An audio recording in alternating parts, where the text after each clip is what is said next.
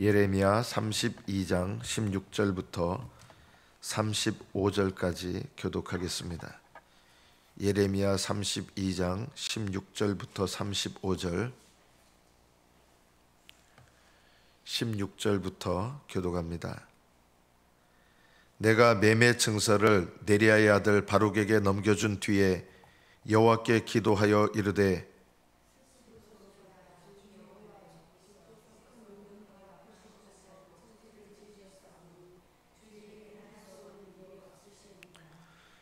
주는 은혜를 천만인에게 베푸시며 아버지의 죄악을 그 후손의 품에 갚으시오니 크고 능력 있으신 하나님이시요 이름은 만군의 여호와시니이다.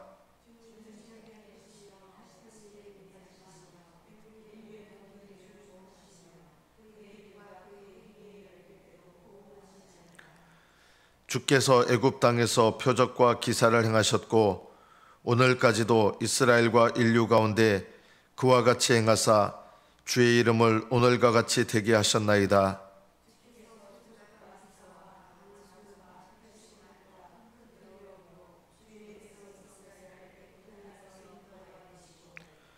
그들에게 주시기로 그 조상들에게 맹세하신 바 젖과 꿀이 흐르는 땅을 그들에게 주셨으므로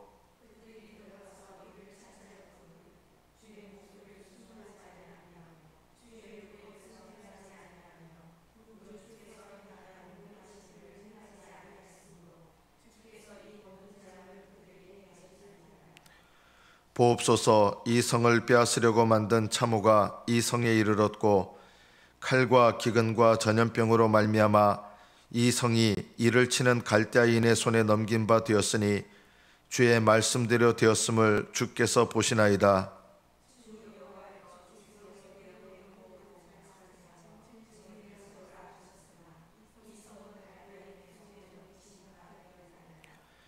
그때 여호와의 말씀이 예레미야에게 임하여 이르시되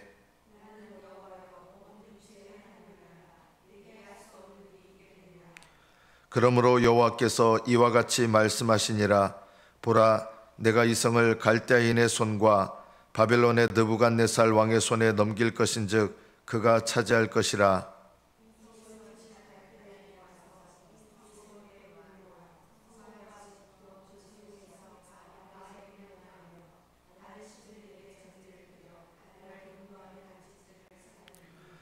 이는 이스라엘 자손과 유다 자손이 예로부터 내 눈앞에 악을 행하였을 뿐이라.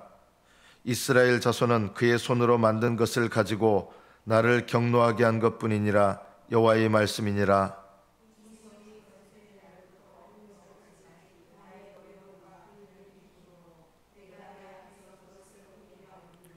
이는 이스라엘 자손과 유다 자손이 모든 악을 행하여 내 노여움을 일으켰음이라. 그들과 그들의 왕들과 그의 고관들과 그의 제사장들과 그의 선지자들과 유다 사람들과 예루살렘 주민들이 다 그러하였느니라.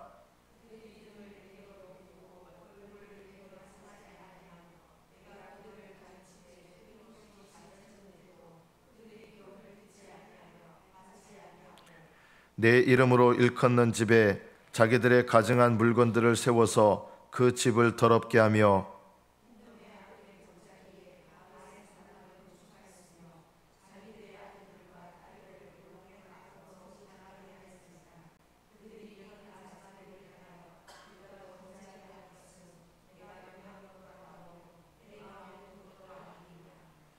여기까지 받들어 읽겠습니다.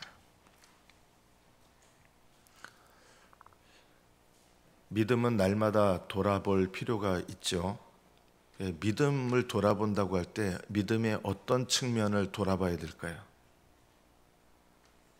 너희가 믿음에 있는가 너희 자신을 점검해보고 그리고 확증하라. 올바르게 믿음을 세우라. 바른 믿음으로 세우라. 이것이 성경이 우리에게 명령하는 것이고 우리가 날마다 해야 될 일입니다. 그럼 믿음의 어떤 면을 돌아봐야 될까요? 제일 먼저 믿음이 뭡니까? 믿음을 돌아보라고 하시는데 믿음을 어떻게 돌아봅니까? 내 믿음이 옳은지 잘못됐는지, 내 믿음이 올바른지 그릇 가고 있는지 어떻게 돌아볼 수 있을까요? 여러분, 이것을 기억하십시오. 제가 누차 얘기했지만 이건 기억하는 게 좋습니다. 믿음이란 뭐냐라고 할 때 첫째, 믿음은 가장 중요한 믿음의 특징이 뭐냐? 하나님을 아는 것입니다. 믿음의 중요한 두 번째 특징은 뭘까요? 하나님을 의지하는 것입니다. 믿음의 중요한 세 번째 특징은 뭡니까? 하나님께 순종하는 것입니다. 그럼 하나님을 안다라고 하는 것은 무엇입니까? 저는 우리 교회에 처음 부임해 왔을 때 한 2, 3년 정도 이렇게 지나면서 이제 느낀 것입니다. 좀 기분 나쁘시더라도 들을 필요가 있습니다. 뭘 느꼈느냐? 하나님을 아는 사람이 없구나.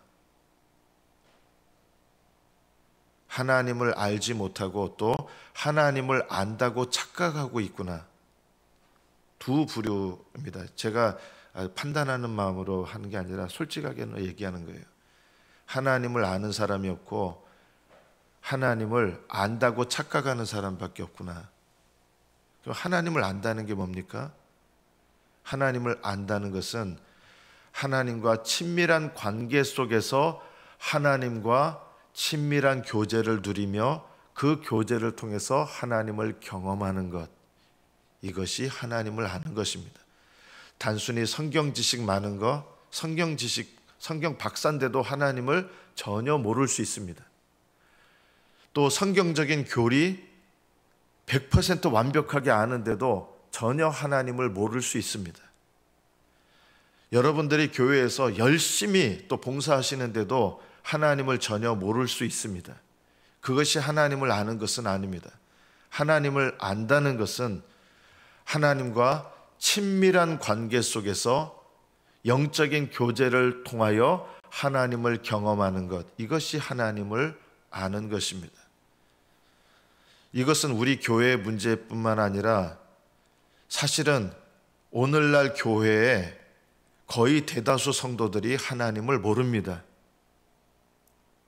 전 솔직한 얘기를 하는 거예요. 하나님 모릅니다. 다 구원받았다고 생각하고 하지만 제가 구원받지 못했다 그 얘기는 아닙니다. 구원받았을지는 모르지만 하나님을 아는 백성은 너무나 적습니다. 하나님을 안다고 착각하는 백성도 많습니다. 그럼 왜 하나님을 알지 못할까요? 오늘 말씀과 더불어서 여러분이 기억해야 될 것이 있습니다. 이스라엘 백성들도 하나님을 알지 못했습니다. 얼마나 숫자가 많았습니까? 수백만 명 되는데도 하나님은 너희가 나를 알지 못한다 하신 거예요. 그럼 왜 이스라엘 백성이 하나님을 몰랐느냐? 의외로 하나님을 모르게 되는 이유는 죄 때문인데요. 어떤 죄 때문이냐? 놀랍게도 무시무시한 죄 때문에 하나님을 모르게 되는 게 아닙니다. 하나님을 모르게 되는 가장 큰 이유가 뭐냐? 날마다 범하는 죄를 깨닫지 못하고 회개하지 않기 때문입니다. 또 하나님을 모르는 가장 큰 이유가 뭐냐? 이것이야말로 정말 무시무시한 이유입니다. 반복되는 죄 때문입니다. 여러분 각자마다 내가 알고 있는 반복되는 죄가 있을 거예요. 그렇죠? 이 반복되는 죄에 대해서 두 부류의 사람이 있습니다. 어떤 사람은 늘 죄책감을 가지면서 시달리면서 삽니다. 여러분, 죄책감에 시달리면서 사는 게 하나님을 아는 것은 아닙니다. 그런데 또 반대로 예수님께서 십자가로 나의 모든 죄를 다 용서하셨기 때문에 나의 이 반복되는 죄도 주님께서 다 짊어지셨고 용서하셨다면서 이 반복되는 죄를 회개하려 하거나 극복하려 하지 않습니다. 그 죄가 계속 반복되는데도 주님께서 십자가로 다 용서하셨기 때문에 나는 정죄받지 않는다. 물론 정죄받지 않을 수 있어요. 그런데 그걸로 끝나는 거예요. 그 결과가 뭔지 아십니까? 하나님과의 친밀한 관계를 모른다는 것입니다. 하나님과의 친밀한 관계를 끊어놓게 되는, 옳은 관계를 끊어놓는 건 아니에요. 뭐 구원에서 떨어진다는 그런 의미는 아닌데, 하나님과의 친밀한 관계를 끊어놓는 가장 심각한 죄가 뭐냐면 놀랍게도 반복되는 죄입니다. 그런데 그 반복되는 죄가 어떤 죄가 또 심각하냐? 우리는 정반대로 생각하는데요. 누구나 짓는 반복되는 죄들입니다. 그래서 나만 이런 죄를 짓는 거 아니야. 다른 사람들도 이런 죄를 지어. 그리고 나는 약하기 때문에 이런 죄를 지을 수밖에 없어. 그래서 우리가 반복되는 죄에 대해서 죄의식을 갖지 않고 그 죄에 대해서 하나님 앞에 회개할 생각조차 안 드는 거예요. 놀랍게도 이런 회개할 생각조차 들지도 않고 누구나 범하는 반복되는 죄가 하나님과의 친밀한 관계를 끊어놓습니다. 하나님을 알지 못하게 하는 것입니다. 이스라엘 백성에게 주님께서 오늘 뭘 말씀하십니까? 이 성이, 예루살렘 성이죠. 이 성이 건설된 날부터 오늘까지 나의 노여움과 분을 너희들이 일으킨다. 어떤 걸 했습니까? 우상숭배였어요. 그런데 이 우상숭배 죄를 예루살렘 성에 왕정이 세워질 때부터 이 우상숭배했거든요. 그런데 이 우상숭배 죄에 대해서 무감각한 거예요. 왜냐하면요, 다 하니까. 이스라엘 백성들이 한편으로는 하나님을 믿어요. 한편으로는 우상숭배를 해요. 그리고 나만 하는 게 아니라 다 하니까 여기에 대해서 누구나 다 짓는 죄. 여러분, 우리가 하나님과 친밀한 사이를 끊어놓는 가장 큰 죄가 놀랍게도 뭐냐면 누구나 짓는 죄고 누구나 연약해서 반복해서 짓는 죄고 이 죄가 하나님과의 친밀한 관계를 끊어놓는다는 것을 알아야 됩니다. 그래서 하나님을 모릅니다. 제가 과장해서 하는 얘기가 아닙니다. 정말 하나님을 아는 백성들이 너무 적은 거예요. 왜 하나님을 모른다고 생각하느냐? 기도 안 해요. 기도하는데 회개 기도도 없어요. 하나님을 아는 사람일수록 오히려 하나님 앞에 회개 기도를 드립니다. 날마다 범하는 죄에 대해서 시달려야 됩니까? 아닙니다. 그러면 날마다 반복되는 죄, 이스라엘 백성이 이 멸망에 이르게 된 이유가 뭐냐면 날마다 반복되고 모든 사람이 짓고 그리고 그것에 대해서 무감각해진 죄, 이것이 하나님과의 친밀한 관계를 깨뜨리거든요. 그런데 이런 죄야말로 하나님께서 가장 싫어하시는 죄입니다. 왜냐하면 하나님은 친밀하기를 원하시거든요. 하나님 알기를 원하시거든요.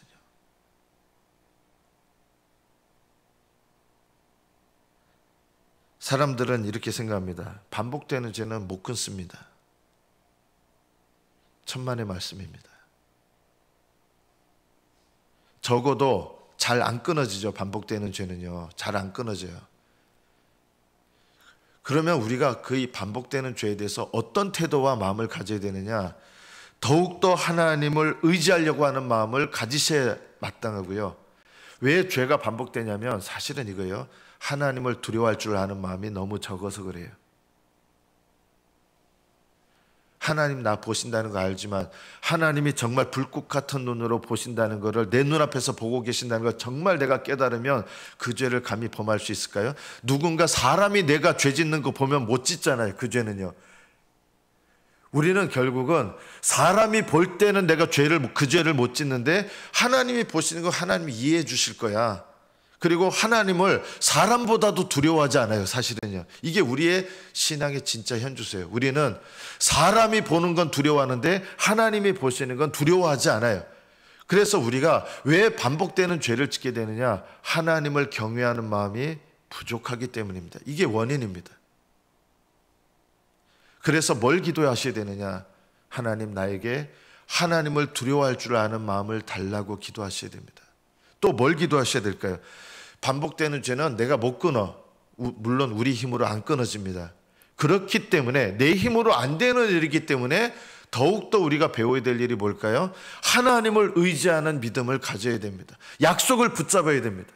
약속을 붙잡는다는 것이 그냥 나는 구원받았으니까 반복되는 죄를 지어도 저는 정죄받지 않습니다. 이게 약속을 붙잡는다는 뜻이 아니라 약속을 정말 붙잡는다는 것은 나의 구원의 약속을 믿는다 그러면 내 안에 오신 약속도 있잖아요. 성령님이 약속이에요. 성령님을 의지하는 게 약속을 붙잡는 거예요. 여러분이 구원받은 하나님의 백성이고 복음의 약속을 여러분이 믿었다면 그 복음만 붙잡는 게 약속을 붙잡는 게 아니라 복음을 믿음으로 말미암아 약속의 성령이 우리 안에 오셨는데, 성령이 왜 오셨어요? 우리가 할 수 없는 일을 도와주시려고 오신 거거든요. 그래서 약속을 붙잡는다는 이 말 속에는 누구를 자꾸 의지하는 거예요? 성령님 의지하셔야 돼요. 죄와 싸우는데 내 힘으로 싸워서 승리 못합니다. 성령님을 의지하셔야 됩니다. 반복되는 죄를 이기기 위해서 하나님을 경외하는 마음 달라고 하셔야 되고, 이것을 가볍게 여기거나 무디어져서는 안 되고 성령님을 의지하면서, 성령님을 의지하고 이 죄에 대해서 심각하게 여기고 하나님을 의지하면 놀랍게도 반복되는 죄가 끊어지게 하시고 멀어지게 하시고 이기게 하셔요.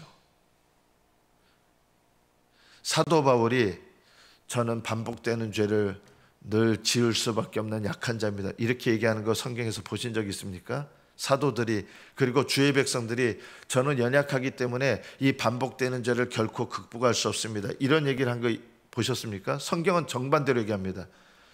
세상을 이긴 이김은 것이니 우리의 믿음이니라. 왜 반복되는 죄를 이기지 못하느냐? 내 힘으로 불가능해요. 성령님 의지하셔야 되고 회개하셔야 되고 하나님을 경외하는 마음을 달라고 기도하셔야 되고 포기하지 마셔야 됩니다. 무엇보다도 반복되는 죄가 왜 반복되느냐? 대부분 포기합니다. 내 힘으로 안 됩니다. 해봤는데 어느 정도 되는 것 같다가 안 됩니다. 내 힘으로 하려니까 안 되죠. 포기하지 마셔야 됩니다. 포기하지 말고 하나님을 의지하셔야 됩니다. 이스라엘 백성만 성읍이 건설된 다음부터 계속 하나님을 분노하게 하는 죄를 지은 게 아니라 우리도 똑같습니다. 우리 안에도요, 버리지 않은 죄들이 있어요. 하나님 우리를 사랑하시니까 이런 것도 다 눈 감아 주실 거라고 여기십니까? 아닙니다. 사랑하시기 때문에 사랑하시는 자 안에 있는 죄를 더 정결케 하기를 원하십니다. 사랑하시는 자 안에 임재하기를 원하시기 때문에, 하나님은요 충만하게 임재하시기를 원하기 때문에 오히려 사랑하시는 자들이 더욱더 죄를 깊이 고백하고 죄를 버리기를 원하십니다. 하나님을 가까이 하는 사람일수록 하나님은 더욱더 정결하기를 원하십니다. 하나님 우리 사랑하시니까 다 눈 감아주시고, 이거는 우리 생각이에요. 전혀 그렇지 않아요. 사랑하실수록 우리가 정결하기를 원하시고, 죄와 싸우는데 내 힘으로 불가능해요. 죄와 싸운다는 건 어떻게 싸우는 거예요? 십자가를 의지하고 성령님을 의지하고 하나님 은혜를 의지하는 거예요. 이게 죄와 싸우는 거예요.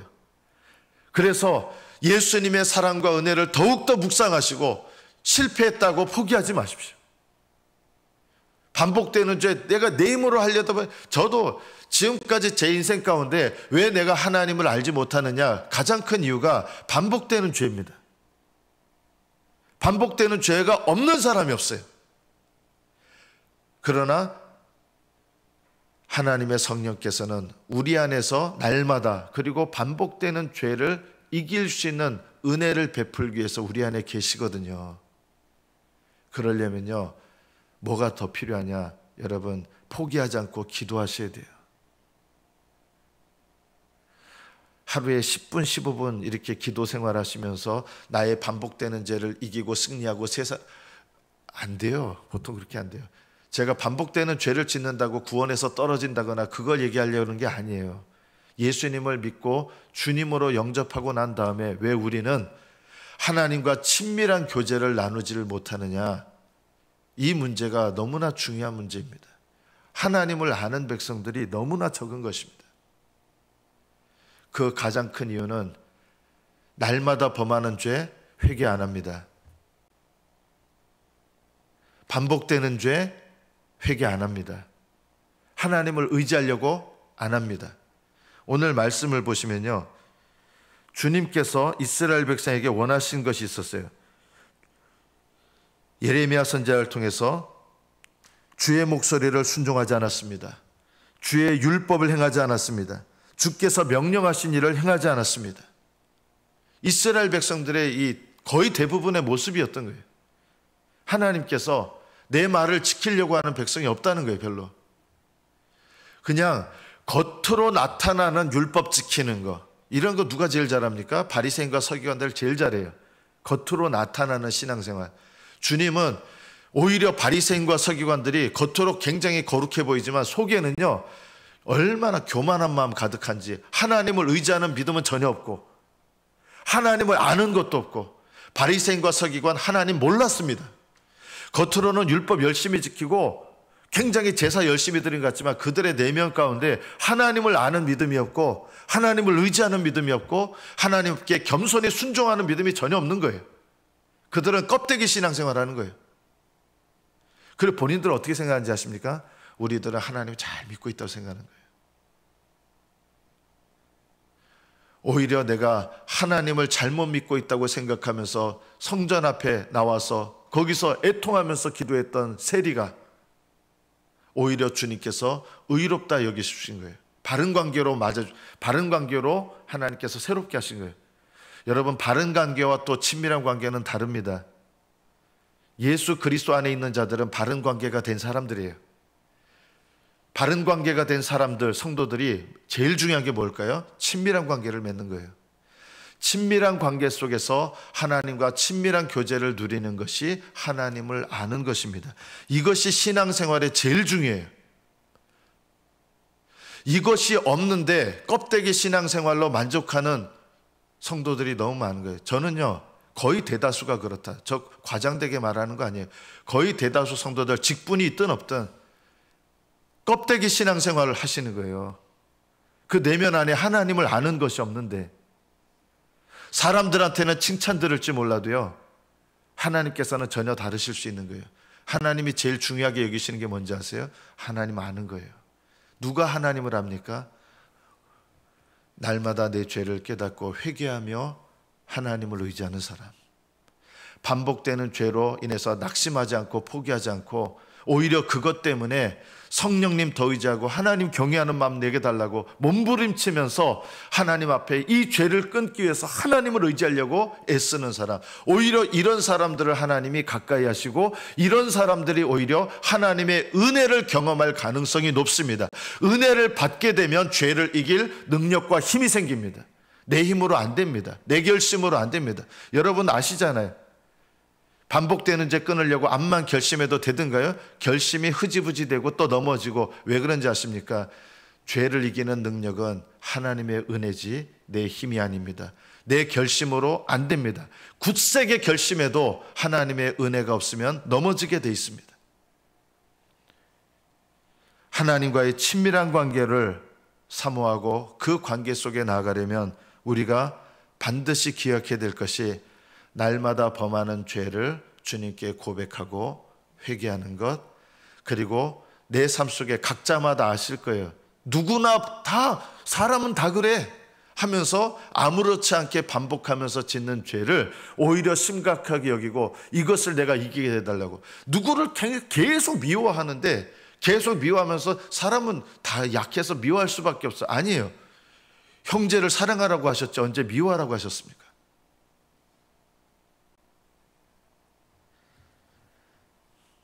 기억하십시오. 하나님을 경외하는 마음을 달라고 하십시오. 이거는 죄책감과 다릅니다. 포기하지 마시고 하나님을 의지하십시오. 그래도 잘 안 될 수 있어요. 그죠? 그래서 하나님께서 내 안에 성령님을 두셨지만 또 두신 게 있어요.